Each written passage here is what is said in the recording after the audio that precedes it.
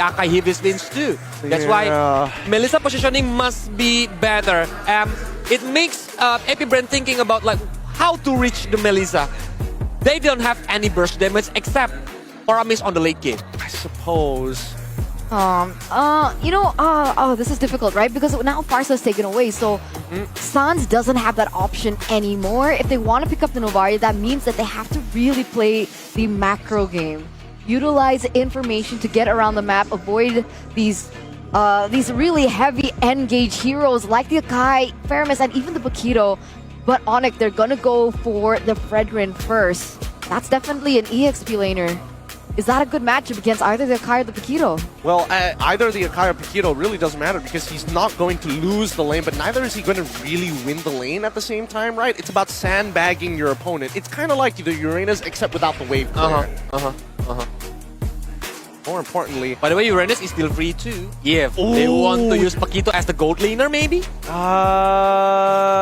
hard against the Melissa though. It's super risky though. I personally think that is extremely risky.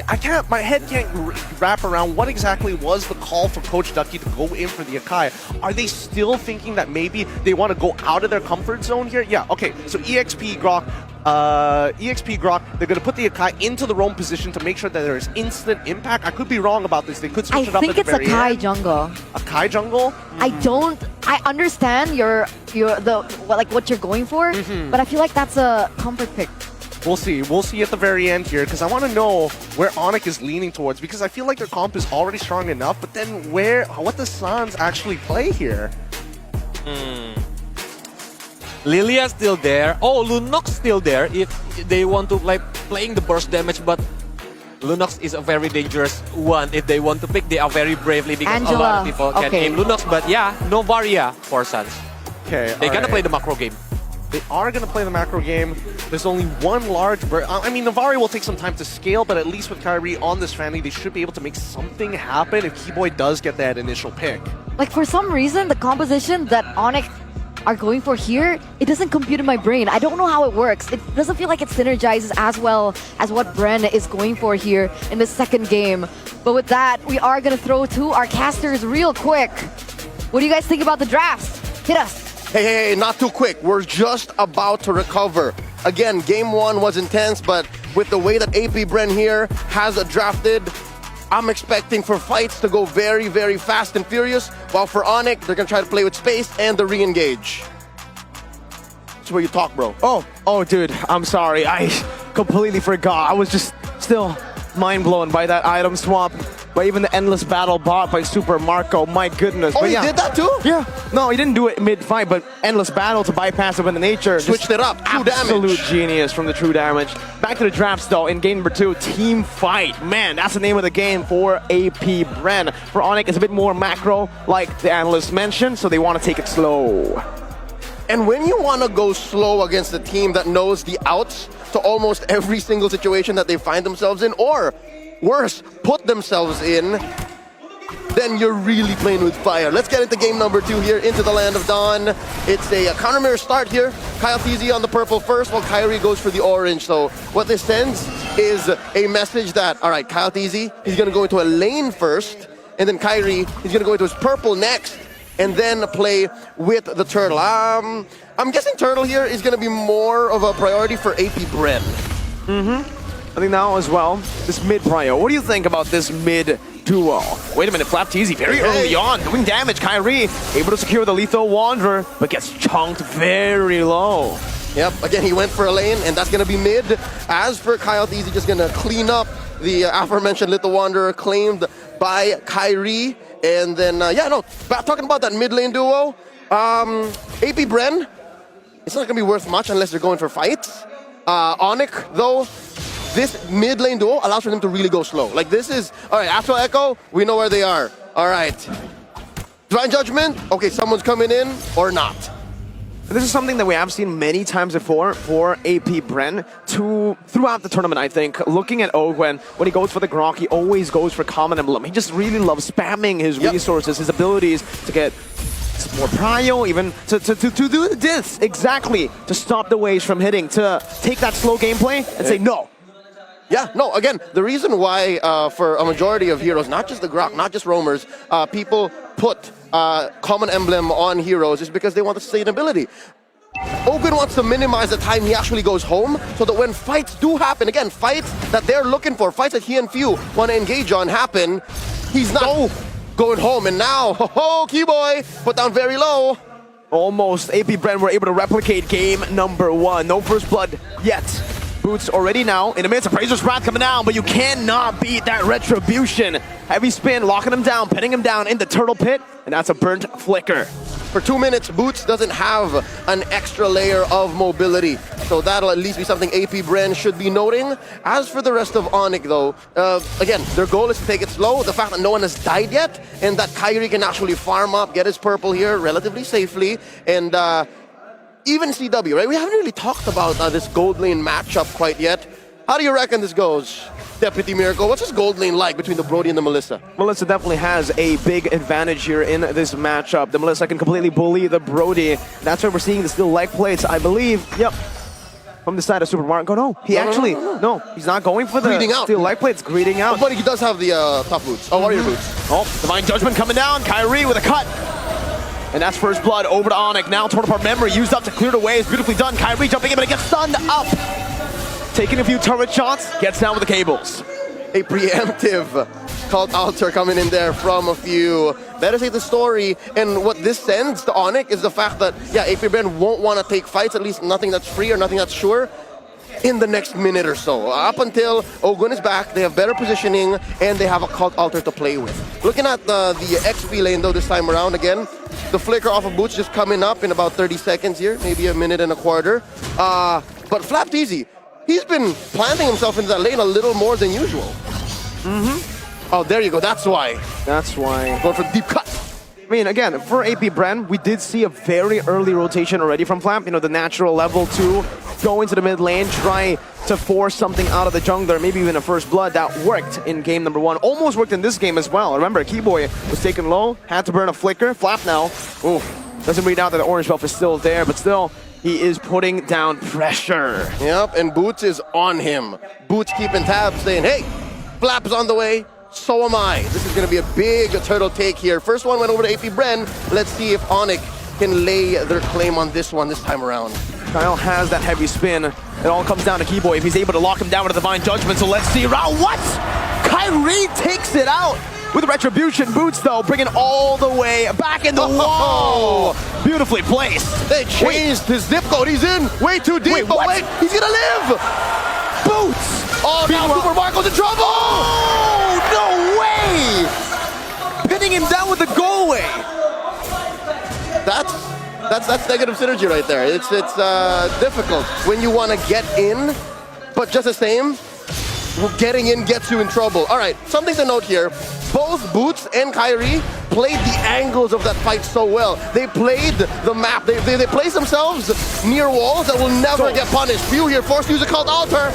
Used up already, Caltesi, no heavy spin just yet. Kyrie takes it away, but Super Marco now. One more shot, torn apart memory. Oh, is it in range? Oh. No, it wasn't in range. Super Marco doesn't find the kill. He was way too far, and Kyrie moved fast enough just to get out of range. And so far, Onic, they're moving around the map with impunity. They have yet to been punished. Nothing surrendered over to AP Bren, and everything's going well for them. Oh, wait, Looks scary there. Wild charge. Go away, place down. They're not going to be able to pin him down just yet. But the torn apart memory has come back from cooldown. And Caltesi, the panda, is taking the kill back. Now he's going to be taken very low. Sans there, still looking for the Astral Spear. Dodged away. Caltesi, fancy feet. Better than playing the angles, he just moved around very well. There was no interaction between the walls and him. If anything, they put up an extra wall just to make sure that no further aggression from Onic would come through. But right now, Boots, they're fine. They're good. Okay, so first kill for AP Bren. They put it right on Kyle Teasy, but wait, will Ogun survive? Good conceal. Beautifully done by AP Bren. Kyle Teasy picks up the anti-Quiris. Already the respect given over to Kyrie on this Fanny. And the turtle has spawned in. This is the third turtle of the game, but Kyrie is all the way in the top lane. Yep, again, with this lane switch up, it allows for Super Marco to breathe a wee bit more. Because again, it's clear that CW, as you mentioned, has been bullying him all throughout. So the fact that he needs this space now and is threatening a turret take, all the more allows for the rest of AB Bren to make better moves on the lower quarter of the map. Now Boots, been keeping tabs on this turtle, pulling it in and out, in and out. Oh wait, Kyrie spots Marco. Oh. Even with the stun, the targeted stun, Kyrie was able to bait it out, leaving the space, the proper space, the timing necessary to take him out with a cutthroat. That's a Malefic Roar item, first built. Oh. You know what they say about early Malefic Roars, man? The pundits, the analysts, the critics online have done the math. The earlier you build it, the more it allows for a snowball. The damage is there, the math is there, it's sound. I've seen it. So it's great. And now Flappi's in trouble! Even with the flicker! P-Boy, the timing, the spacing.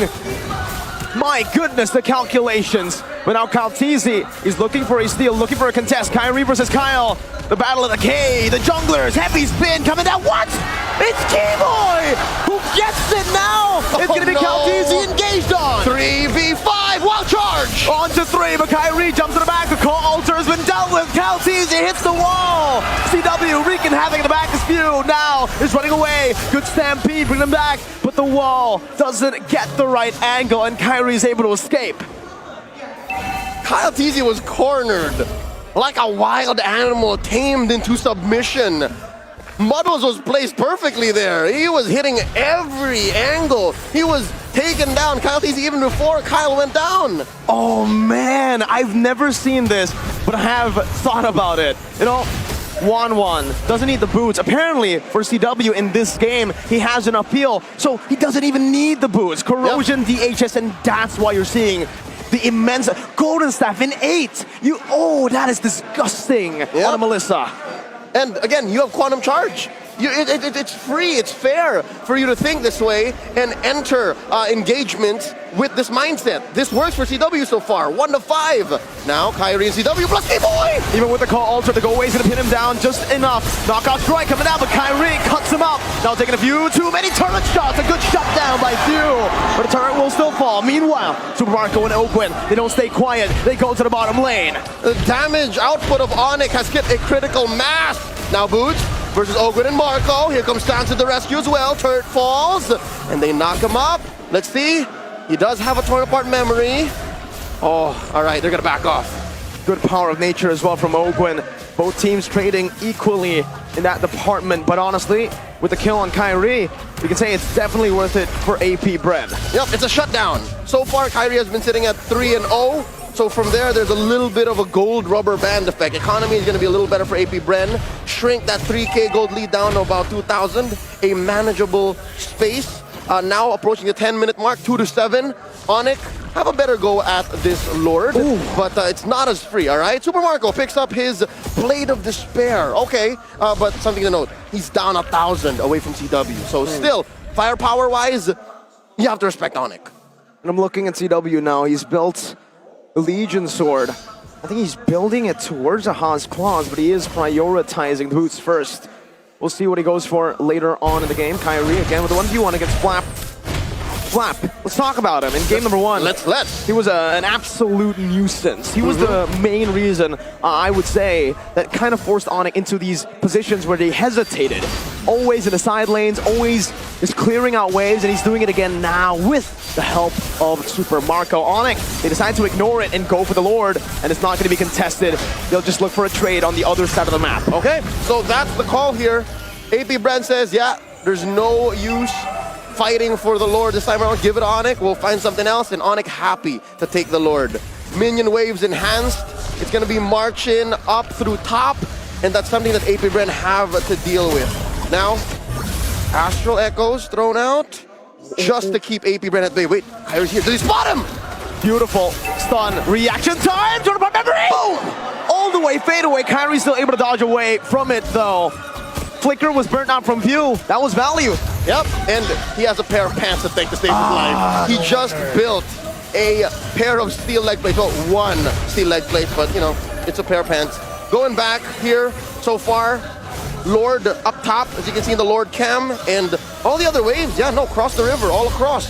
Now, Onic looking to take down huge objectives. Tier 2 instantly punished down. Remember, that wasn't just a flicker burn, it was a cult altar as well. 2 massive resources for few. The 2 resources, that was the game changer for Bren in game 1. Now, Lords here knocking on AP Bren's door. Watch out, Cult Altar is online. FlapTZ clearing in mid. Mortal placement into that top side. They're looking to take it down, but it's still going to be defended. Good muddles again, placed down. FlapTZ, brought back for the Divine Judgment. Let's see if it's going to be enough. The wall charge goes to the back, only knocks up 2. Doesn't hit connect on the wall. CW, free hitting in the back. Heavy spin, picking him down. Kyrie waiting for the right moment right now to look for a cut. There's Kyle, who falls to the cables. Flap, flicker forward, now 1v4. Kyrie picks a double. And it's 3 for none. AP Bren are reeling as Onic, specifically Kyrie, tears him a new one. 5-1 and 3 here. It's as if the shutdown never happened. And if I know what's going on, if I've ever seen Onic this way, they smell blood in the water. They want to finish. T-Boy waiting on that timer boost. Stuns him up, and now the base is wide open. No mini waves caught yet, though. Ogwen looking for an opening. Sans and CW with a dash forward takes him out. You Stampede, CW not brought far enough. Onic, move, rotate back. Woo! This is best case scenario for Onic. It was close, it looked dangerous, the punish could have come in, but the fact that Marco wasn't there, Few didn't make the call and said, you know, I'm gonna flicker, pull him in, and then y'all do the rest. The fact that didn't happen allows for Onic to reset, regroup, and maintain their massive lead. 6,000 gold ahead, 2-13. Folks, I'm sure a lot of you remember games that you played in rank that look like this. Imagine how you would respond. Imagine what you would do if you were one of AP Bren's members right now. Exactly. You wouldn't know what to do because AP Bren, despite having played game 1 out of their minds, this is a situation they've never seen themselves in before. See? Oh wow, Flap crossed the river too deep.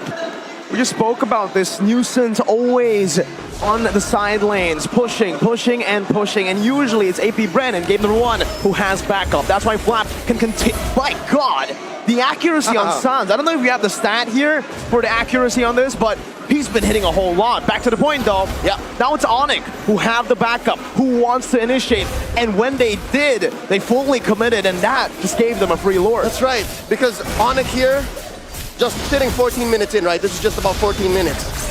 This is a Luminous Lord scaled up.